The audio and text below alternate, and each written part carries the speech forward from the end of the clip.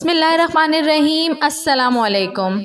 نبی کریم صلی اللہ علیہ وآلہ وسلم کے دنیا سے پردہ فرمانے کے بعد حضرت بلال شام چلے گئے اور وہیں بس گئے۔ ایک عرصے کے بعد خواب میں نبی پاک کی زیارت ہوئی اور فرمایا، بلال ہم سے ملنا کیوں چھوڑ دیا؟ آنکھ کھلتے ہی مدینے کے لیے روانہ ہو گئے۔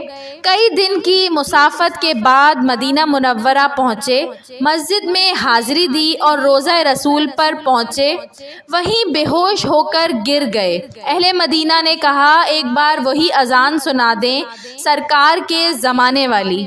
معذرت کی کہ اب مجھ سے برداشت نہیں ہوگا۔ لوگوں نے حسنین کریمین سے کہلوایا۔ اب انکار ناممکن تھا۔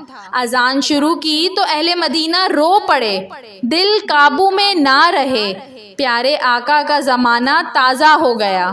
عورتیں بچے سب نکل آئے، غم سے نڈھال بے قرار ہچکیاں بن گئیں۔ جب کہا اشہد ان لا محمد رسول اللہ، لوگ چیخیں مار کر رونے لگے۔ حضرت بلال کی نظر ممبر رسول پر پڑی۔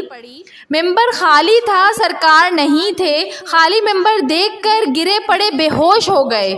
اذان مکمل نہ کر سکے، ہوش میں آئے تو اٹھے اور روتے ہوئے شام کی طرف روانہ ہو گئے۔